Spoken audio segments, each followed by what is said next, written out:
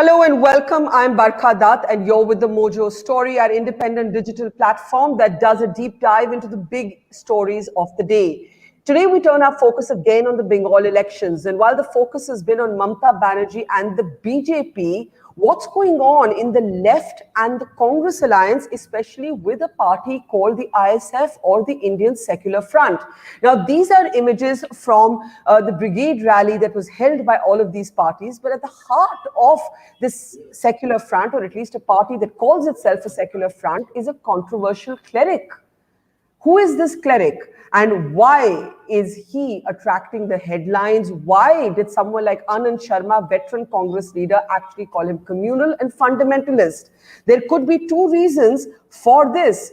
The reasons could include many of the controversial statements that have been made by this particular cleric who leads the Indian Secular Front, including extremely sexist comments he made on Trinamool Congress leader Nusrat Jahan when he actually said that she was a disgrace on Islam. Mr. Jahan is, of course, an actor, but also a multicultural person, married to a non-Muslim, and he basically said about her that she is shameless and earns money by showing her body. This is only one example of some of the contentious statements that have been made by Abbas Siddiqui. So why have the Congress and the left that pride themselves on secularism being their distinction from the BJP? That's what they say. Why have they actually allied with such a contentious person? He's made a number of other very bigoted, very contentious statements as well. How do we understand this particular alliance and what does it do to the larger debate around secularism in our country? What will be the national repercussions, if any, of this alliance? Let's introduce our panel on the program today. Let me bring them on one by one. Let me actually, we can bring their names also on now. We're joined by Samrat, who's of course a well-known columnist, Samrat X. Welcome to the program. We're also joined by Joy Prakash Majumdar, who's a leader of the BJP. We're joined by Rasheed Kidwai, who's a veteran author and journalist. We're joined by Koustav Bagchi, who's a representative of the Congress party. We're also joined on the program by Snighendu Bhattacharya, who's a journalist who's been profiling this particular alliance, and veteran left leader Mohammed Salim joins us as well. So welcome everybody to the program. I'm really happy to see all of you. And I'd like to start by asking Rasheed to actually put this somewhat into perspective for us, right? The comments that Siddiqui made on Nusrat Jahan are only one of his more contentious comments. He's also said really strange things like, may Allah send the virus to Delhi even if I have to die myself after the Delhi riots. You've seen Anand Sharma, now a rebel Congress leader, really lash out at this alliance, Rasheed. Before I get the politicians in, put this into journalistic perspective for us. Rasheed, go ahead. I think, Barkha, first of all, we must understand that every individual in a democracy, has a right to participate in election. Whatever Mr. Abbas has made this utterances, he has a right to live and learn. We cannot just go by what he had said yesterday and what he's doing today. So this is long and short of it. In Indian context, this whole mix of religion and politics is basically very strange. I mean, you cannot take a moral or ethical position. No political party can. You have Shiv Sena, where actually Balasaheb Thackeray is one politician who was debarred, who was defranchised. He was not allowed to vote for 6 years for seeking vote on communal lines. The BJP remained a very loyal partner of Shiv Sena. Then the Congress became and continues to be now electoral ally of Shiv Sena. That is Shiromani Akali Dal, a religious party, and the BJP has a long alliance with them. Now, of course, there are some problems. So much so that Mr. Prakash Singh Badal at one, not only Anandpur Sahab, he burned the copies of Indian Constitution. There are many political parties. We can just go on. But Rasheed, doesn't it? Yeah, I'm coming to it now. This about the secular front. Doesn't it corrode the opposition's right to say that the one difference between us and the BJP is that we are secular? What does it do to the larger claim to secularism? After all, that is the defining principle on which parties like Mohammed Salim's party or Koustav's party identify themselves as different from Joy Majumdar's party, right? So what does it do to the secularism? That is not a case. It is electoral success that defines. And in Congress defense, basically, it is not an alliance with the Congress. Congress has not conceded its seats. It is the left that has given its share of seats to the alliance. So this is a kind of arrangement is there. Congress has alliance with Muslim League. Congress has alliance with Ajmal. Congress has alliance with many political in northeastern India, with many political parties which claim proximity to church, to Christian community leaders. So this is it's a very heady cocktail. How do you explain Yogi Adityanath? What is he? He was, until he became chief minister, he was of course member of parliament and a head of a mutt. So does it say that person who's having a religious background cannot be in politics? I don't think there is any bar either in polity or in constitution. It is success that determines a failure or a success. So you're saying it would be hypocritical, Rashid, just to focus on Siddiqui. Basically, that's the upshot of what you're saying. Okay, let me before I get Mohammed Salim Saab, as the veteran politician on this panel, let me try and get just a counter perspective from Samrat, because Samrat, I've been seeing some of your tweets, and if we're going to take the position, Samrat, that this is this happens in politics, then I still have a larger question, which is that are we saying ideology is dead? Are we basically saying that this big, huge construct of secularism as an ideology is dead? Well, it seems to be dying. And I'm afraid that polarization on one end, producing polarization at the other end, producing counter-polarization yet again, it's almost like physics. One pole bringing another pole, so that the middle keeps on disappearing. It keeps shrinking. And the middle is where secularism resides. If we are going to have, this sort of whatever works kind of politics, then where is ideology? And if you're going to basically say that, yeah, okay, fine, Yogi Adityanath is there, so what's the problem with some other cleric? Well, I'm not really a supporter of Mr. Adityanath. So, why should we support his opposite number from any other side either? So you're saying that Abbas Siddiqui, to use Samrat, is a mirror image of Yogi Adityanath, but just from the other side of the fence? No, he is not, he's not exactly a mirror image, but Mr. Kidwai said that, he held up the example of Yogi Adityanath. So I mentioned Yogi Adityanath, that if you're going to talk about clerics and conservatives coming into politics, that's not really in consonance with an ideology of moderation. And moderation is where, to my mind, secularism resides. If you're going to have religious politics of one end versus religious politics of another end, it's the Congress and it's the secular parties which will lose their base. So fair enough. Let me take that to Mohammed Salim Saab. And Mohammed Salim Saab, of course, has been in politics longer than I think anybody on this panel, and therefore has some sense of the ups and downs, the twists and turns of Indian politics. Salim Saab, are you disappointed? You have always been a sort of progressive face of the left. Today, to ally with a man who has commented on a woman like Nusrat Jahan in both misogynistic and fundamentalist language, how does that make you comfortable, Salim Saab? The people of Bengal are quite comfortable. The problem are you comfortable? Are you comfortable? Are you comfortable? I'm part of this Bengal. One. Okay. And you should know it better than me. Okay. Secondly, the problem is the syllabus which was developed in Nagpur, a binary of Hindu and Muslim, India and Pakistan, Mamata and Trinamool, that is not at work. So all these foreigners coach, big companies, they designed what is going to happen in 2021. But in Bengal, the people of Bengal have decided it's other way around. And that's why it's unhappiness. First is, we are discussing an individual, we are discussing past, we are discussing present, or we are discussing future. We are discussing assembly elections, or we are discussing what is being circulated by the troll brigade. Barkha, I know myself also, how this troll brigade, paid troll brigades used to bring stories. And this media, I'm fed up with this media, that's why I don't go to the panel discussions.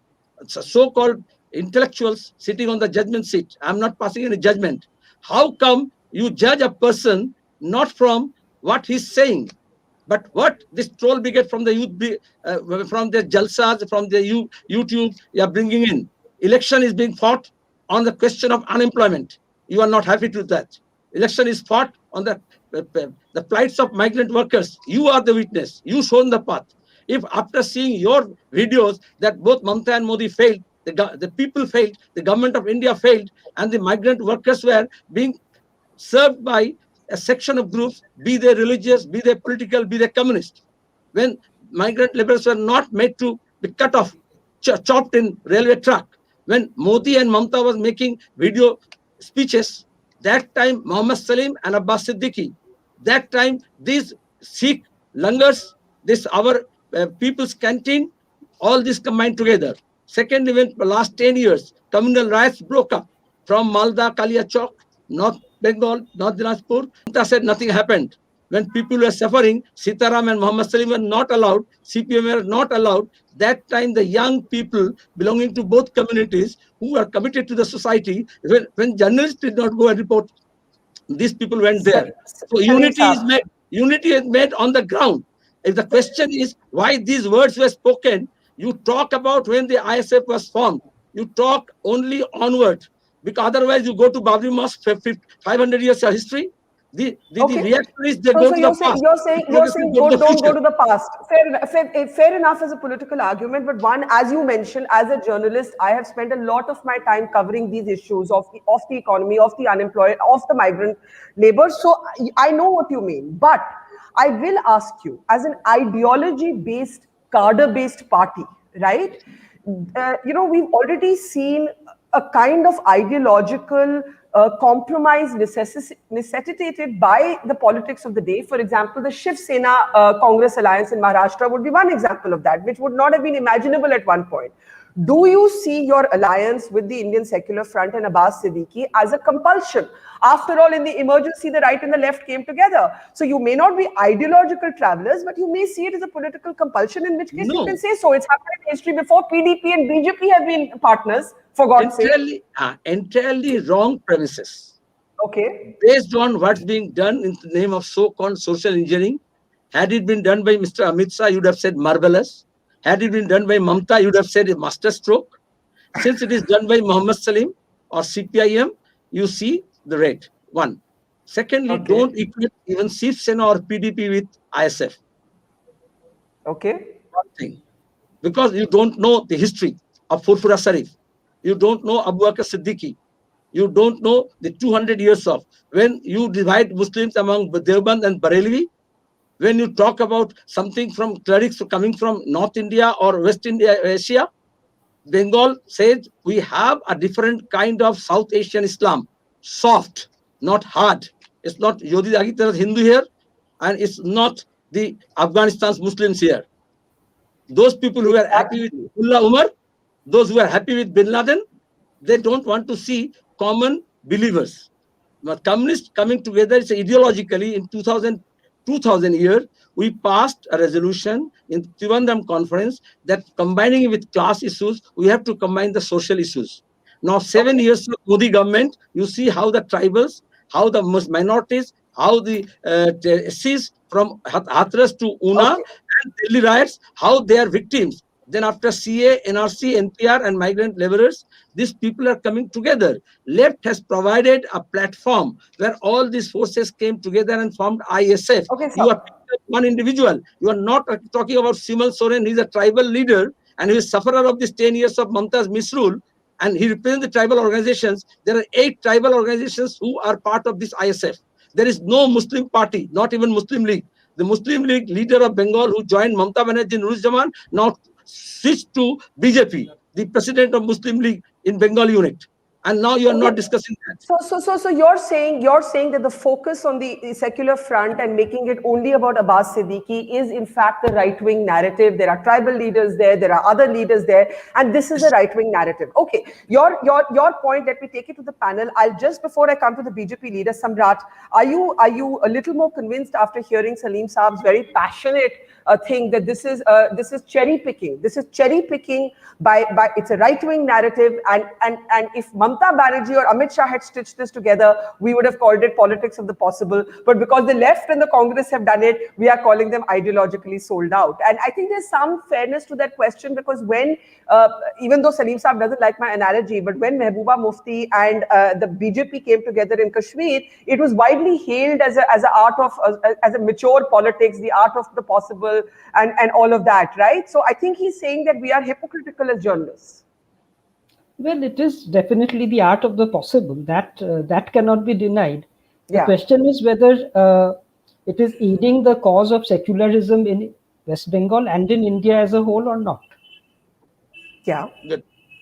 One thing, Barkha. Sorry. Salim, Salim, a brief interjection, then I need to go to Joy Majumdar. Yes. That from secular to secular, that Abbas Siddiqui has made it possible on the media. Secondly, we are discussing secularism because you said long its back is dead as socialism is dead. Thirdly, we are discussing Bengal politics minus this Hindu-Muslim divide. Why Muslim is Muslim, that is we are discussing. Okay, good. Okay, I can see where you're taking this, Salim Saab, because you're an old, experienced hand, so it's not easy to phase you. But there are genuine questions that our new politics does throw up, and I want to go to Joy Prakash Majumdar. Joy Prakash Majumdar, if the BJP can fight on Hindu identity, if the BJP project can be to convert the cultural Hindu into political Hindu, then by the flip side, you can't really object to Muslims playing their own politics, right? I'm not getting into right now whether I agree with Siddiqui's past statements. Clearly, as a feminist and as a pluralist, I do not. But the point is, if the BJP is going to play Hindu politics, there is going to be a counter politics to it, right? How do you respond to that? No, the premises is wrong. BJP does not play on the Hindu card that way. Really? Okay. Because of course, because our slogan. Mr. Salim is laughing, but I'll let you complete your point. I'll let you complete. Mr. Majumdar, please complete your point. Yes. At least we can say about this CPM jargons, it is better. And Salim should show some restraint and some patience. The question is, our slogan is, everyone knows, Sabka Saath, Sabka Vikas, Sabka Viswas. Can CPM say that? Can CPM say that? No. Sabka Saath, Sabka Vikas, Sabka Viswas. That is BJP's and government's slogan. So first, that is the premises, number one. Number two, you have asked Mr. Salim that are you comfortable about this development, if you remember. And he said, yes, I am comfortable because I am a Bengali and Bengal is comfortable with it. Precisely he answered that. You know why he said that? Because for Bengal, appeasement politics, Bengal has having this unique political thing which other state does not have. That is border with Bangladesh, continuous flow of migrants or refugees, and as well as infiltrators. So that always become a part of politics in Bengal. And Salim Saab, who has ruled 34 years, their part and followed by Mamata, it is appeasement politics, and appeasement politics that we will have 30% vote in our bank account. Then we will go for part of 70% vote to win the vote. That's why, now let me finish. That's why he is comfortable. He said, yes, I am comfortable.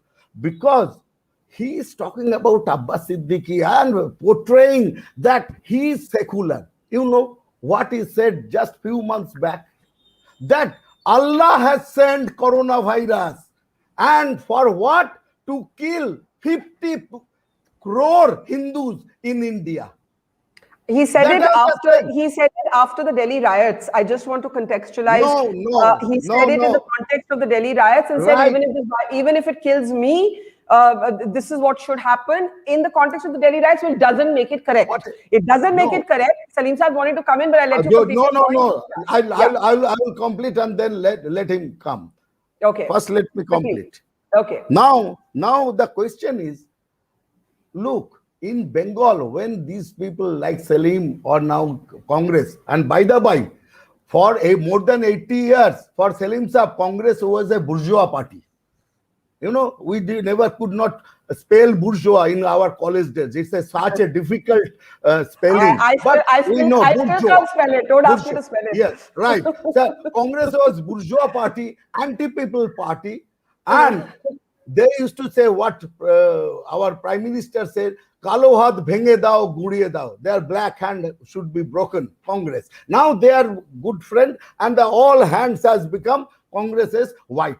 The question is the art of possibility.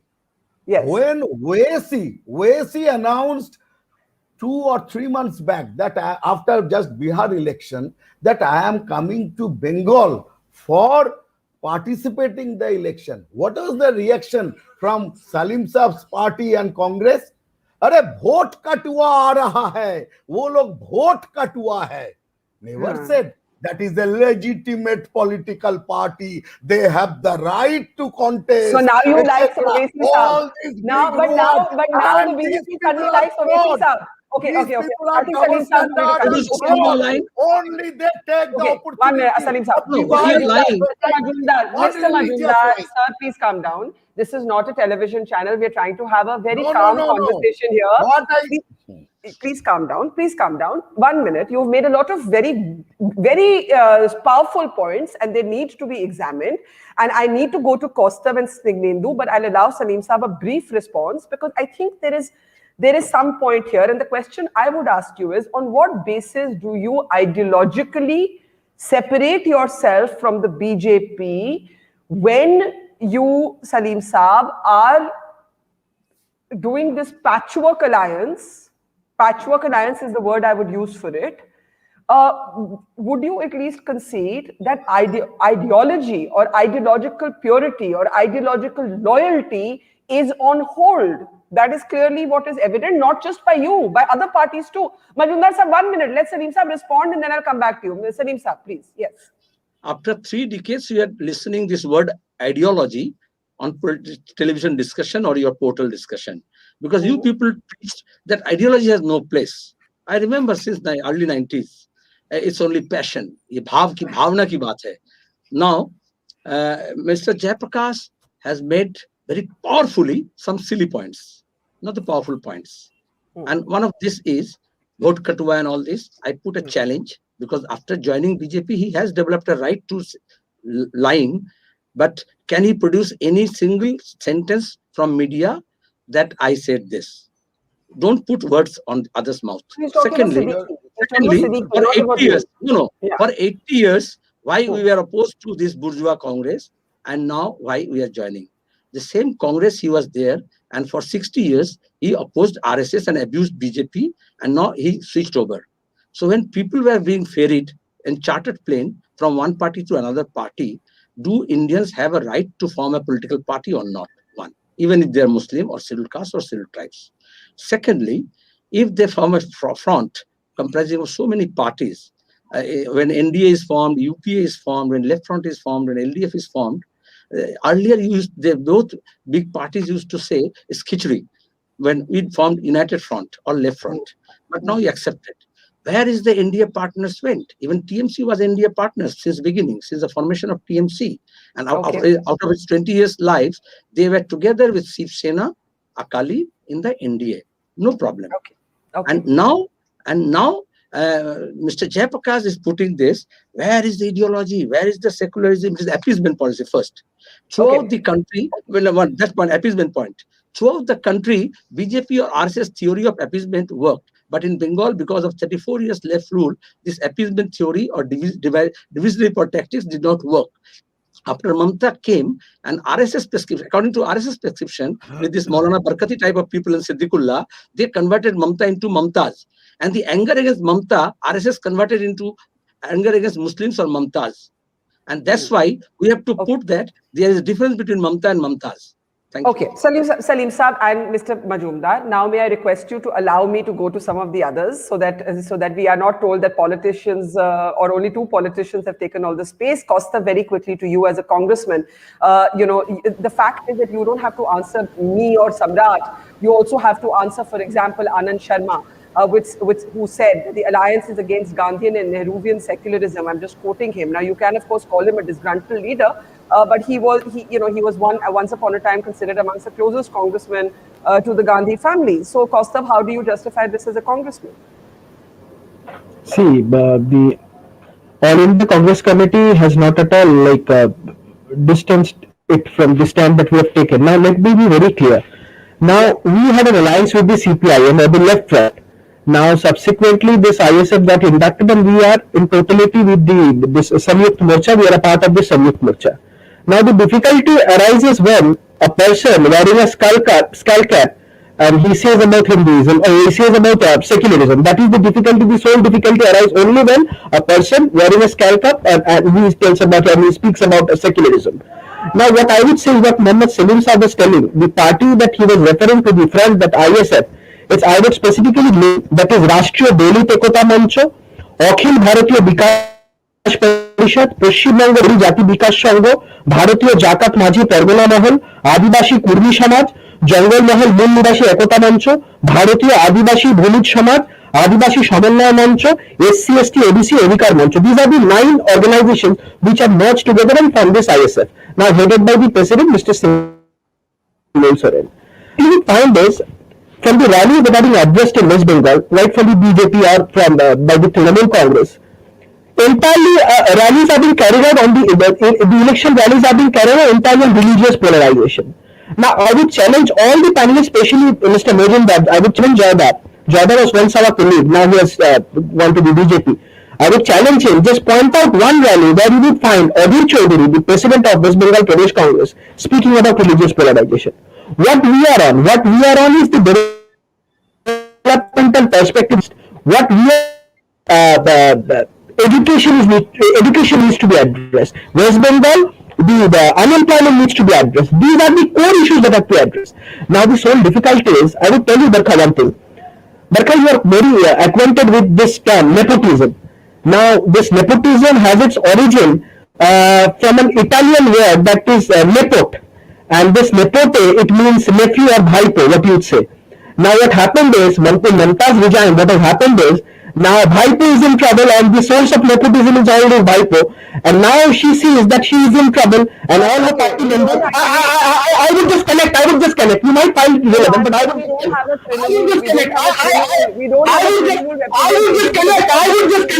just connect. There is no need. Trinamool representative Joyda is there in disguise. So there is no problem.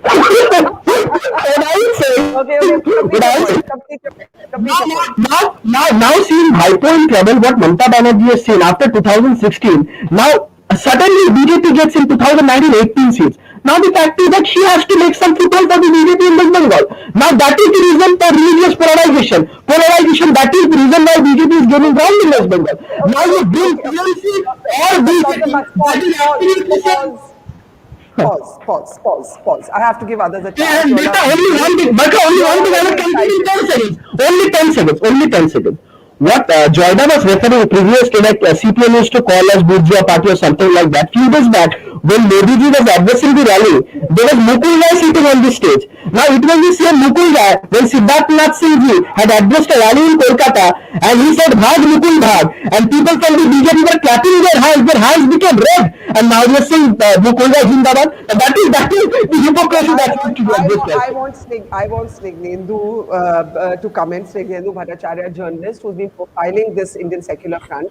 Also, how do you see it playing out on the ground? Because one of the interesting things that's going to happen, of course, is to look at how the Muslims may vote, whether the Muslim vote will, how it won't go to the BJP, but how badly will it get split? What is the perception of this secular front and Siddiqui? Snighendu, go ahead. See, one thing is that I will like to keep my personal opinion about the past comments of Abbas Siddiqui aside. As a journalist, what I see is Abbas Siddiqui's speeches. It was most of his speeches were actually from Islamic jalsas, and those were not political gatherings. So during those jalsas, he was making political comments and basically targeting the TMC regime for corruption and lack of job generation and mostly on economic and social issues. And he was also targeting Mamata Mamata Banerjee for trying to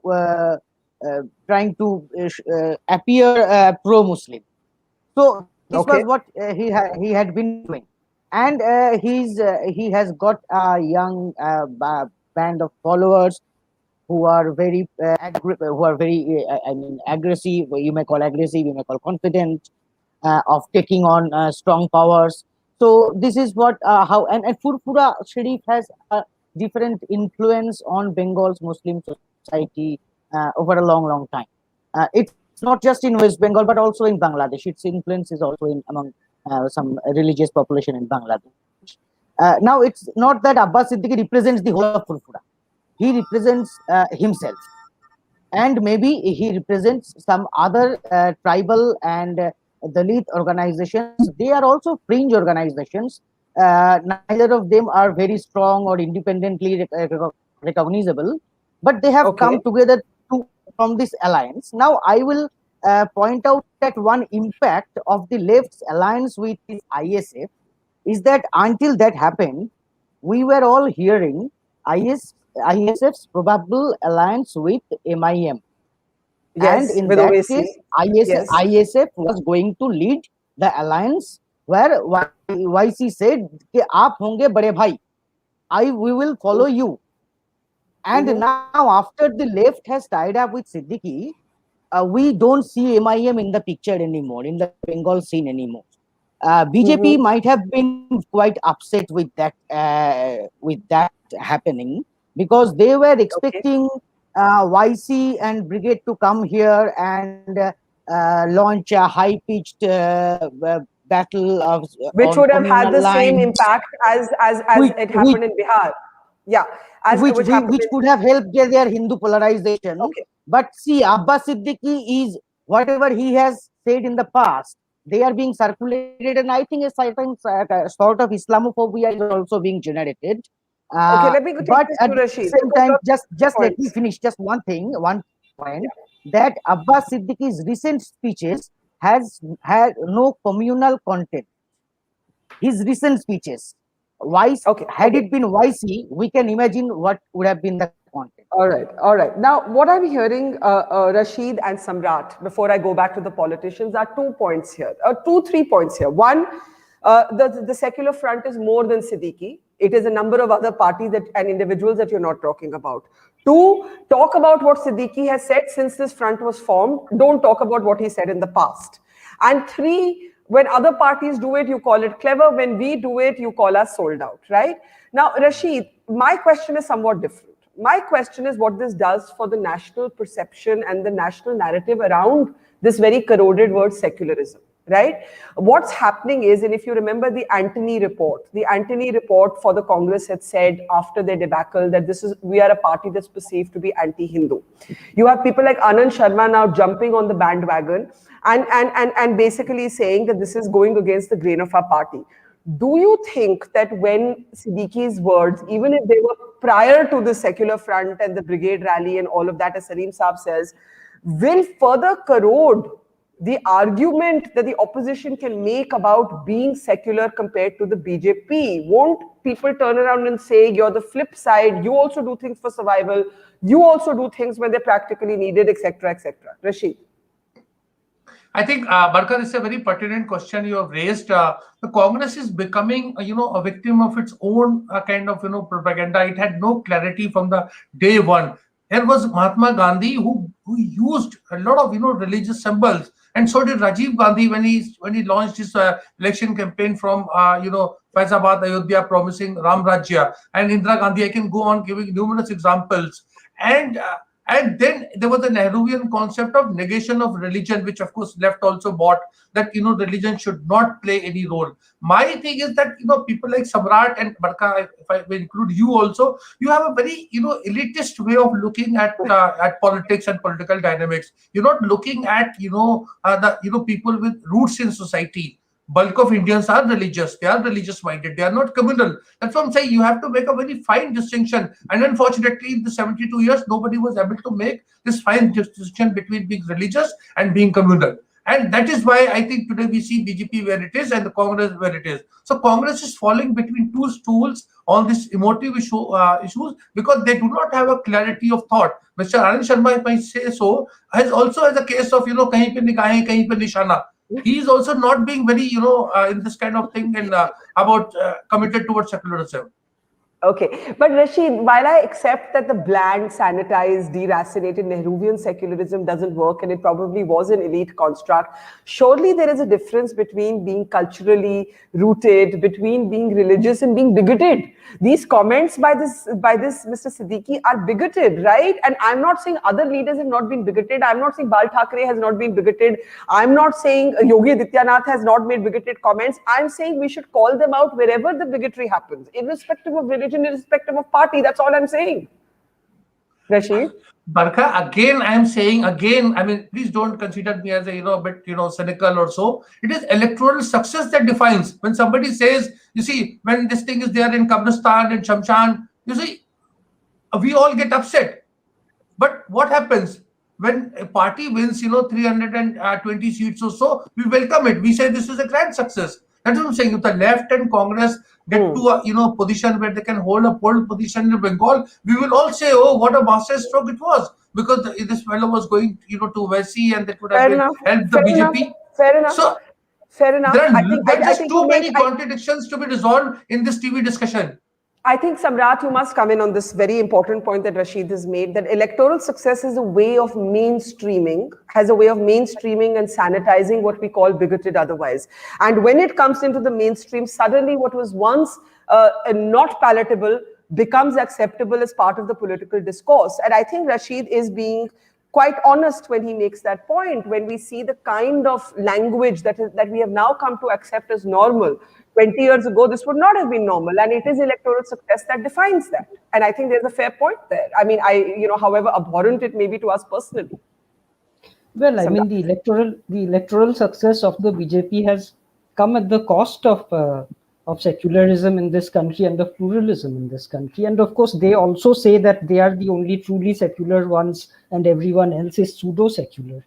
So I'm not sure that religious politics of any street is going to help the parties which draw support from across communities and across societies. And as far as electoral success goes, I'm not sure that it's going to help the Congress in West Bengal at all, because 22 out of their 44 seats in the last assembly election came from Malda and Murshidabad, which are both Muslim majority districts. Have they been able to declare their candidates for those constituencies in Malda and Murshidabad? Why are they late with declaring their seat sharing arrangement in Malda and Murshidabad with ISF? What is the problem? Okay, let's get reactions to that. I'll start with Mohammed Salim. We do need to start wrapping up. We have about 10 minutes left on the program, so you can all make among your last points now. Salim, go ahead, and then Mr. Joy Prakash. Yes.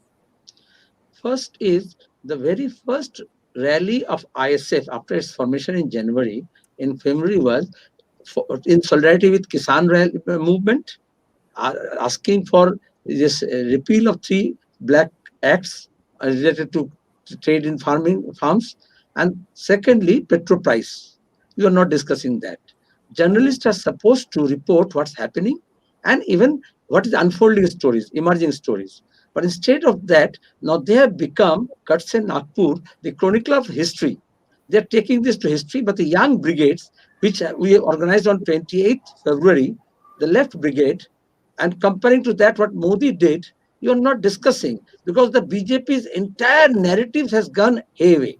Secondly, even Trinamool Congress, because they wanted to make it not even Hindu-Muslim. Of late, see the Nandigram episodes, what Mamata was doing, it was, they wanted to think that Muslims are taken for granted, and it's a fight between soft Hindutva and hard Hindutva.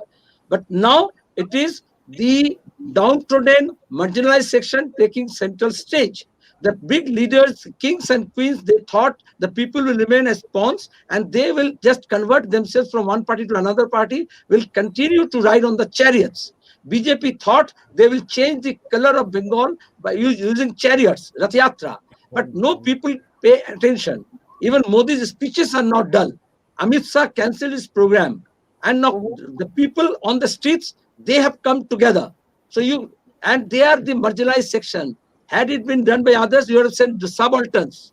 And it's not the elite Muslims even. Even elite Muslims are opposing because it's the rural folks, marginalized section. They are coming forward. It's not those sitting in Calcutta, they decide. And secondly, when did last Anand Sharma tweeted on Bengal politics? I'm just asking. It's Congress internal issue, but this is how RSS is at work. They have to address that issue. But our issue is we have to save Bengal. We have to protect our interest. We have to create jobs. We have to take on the issue of education, health, development, industrialization, and farmers' plight. You are not discussing that. Thank you. No, we have been discussing that. We will continue to be discussing that as well. We will call you for that also. But this is also, I think, we have some basis to look at the alliances and what brings parties together. Mr. Majumdar, please go ahead. I will continue to maintain a contradiction in the BJP position that if you keep using the phrase appeasement politics and keep talking about Bangladesh and keep talking about minority politics, there will be a counter to that in the same language. And then the point is, some would say it cancels each other out. No, Barkha, the entire narratives of Indian politics and West Bengal, two different kind of things. You have to understand that understanding Bihar politics or Rajasthan politics, their narratives, and Bengal narratives, two completely different things. One is Chinese and another is Hebrew. You cannot mingle them. That is the reality. You have to understand. But you recognize Bengal and Bengali first. Okay. I think you're agreeing. You're agreeing on something, Salim Saab and Joy Prakash ji. But go ahead. No. Yes. Question is now that how we can deny the very historical fact that Bengal, for that matter also Punjab, that the partition was done on the religious divide. We cannot deny that fact of religious divide. It started that poison tree. And later on, look, the first half of Bengal, independent West Bengal, Bidhan Chandra Rai was chief minister. There was no appeasement politics. The 34 years of left. Let's talk about today, sir. Let's talk about today. I am coming to that. 34 years Rightist of left means reactionary and looking to the past. Come and be futuristic. Okay, let him finish his point. Mr. Majumdar, please finish your point. Yes. Left has introduced two vital things to Bengal politics. One is appeasement politics. Second is violence in politics. These two crucial factors are the pure donation of left. And now Mamata is going through the same thing. Don't forget. I will make you remember that day, 5th of August. 2005, Mamata was throwing a piece of paper to the speaker demanding that left has destroyed the population structure. And at that point of time, Salim Saab and all these, they have protested. Now they are alleging against Mamata the same thing. So I have to start closing. Salim Saab, you want a brief response, then I want to go to Snighendu and Koustav for brief closing comments. In 2005, Mamata was disciple of Advani ji and part of NDA, Mr. Joy Prakash ji, and you were part of Congress. And this is how this switching over does not make you happy. I could understand. You were never beaten up during 34 years. You're talking about violence. Now you are beaten up by Trinamool's regime. Who you protect? Okay, it's very difficult to keep track unless you're old like Rasheed and me of who was with which party. And even Majumdar Sahab, sorry, you are making a point. Quickly, I need to go to Snighendu and Koustav. One sentence from you, one point I will just say. I was writing the manifesto of Congress in 2011 assembly election, 10 years back. I was in Congress. Listen. Listen. In that manifesto, I, on behalf of Congress, the state Congress, I wrote that 55,000 Congress people were killed by this left front. Sir, during Bengal, there's no doubt. That false statement take you to BJP. Please, I'm going to have to, you're talking over each other. Salim Saab and Majumdar Saab. I need to get very brief responses from Koustav and Snighendu. Snighendu, how is the Muslim vote playing out on the ground in your assessment? It's a 30% sort of community that we are talking about. It's never a monolith. Very quickly, if you had to talk about that. Yes, actually, there are grievances among Muslims, just like there is anti-incumbency, there are grievances among the Hindus. The same are because the major reasons for the anti-incumbency are lack of poor governance at the grassroots level, the leakage of the government projects, and leakage from the schemes, and corruption, other malpractices, nepotism at the ground level. So this panchayat and municipal level delivery, this has caused certain grievances. This is true for the Hindus and for the Muslims. But to my understanding, as the more I am speaking to social leaders of various Muslim groups across the state, it appears that the Muslims are to a certain extent consolidating behind TMC. The more the BJP is pitching its anti-jihadi campaign higher. So we are seeing polarization politics. We are saying polarization politics. Yes. A certain communal polarization out of fear is happening. Okay, you say out of fear. Koustav, very, very quickly, if we do see the Muslim vote consolidating behind Mamata Banerjee, what would have been the point and the purpose of this alliance? Just unmute yourself and briefly speak, please. Yes. You're on mute. Yes. Barkha, the most disheartening thing is that in Bengal we have neither witnessed all these polarized votes. In Bengal we have never seen votes being done on Hinduism or Muslim, this Islamization. We have nothing. We have seen nothing of this sort for all these years. Now all this is a resultant of all this Narda scam and all these things. Now what we are on is, I was hearing Rasheed Saab saying Mahatma Gandhi's Ram Rajya and all these things. See, that was something which was an equal rights for the prince and for the pauper. That was consolidated to that theory. That's an ideal regime, ideal rule by an ideal ruler. That is what he meant at that point. We have no relations with Ram Rajya, like people saying Jai Shri Ram and commenting on videos like we would take out people from the graveyards and will rape Muslim women. We have nothing of that sort. Now in Bengal, what we are facing at this point of time is religious polarization is at its peak.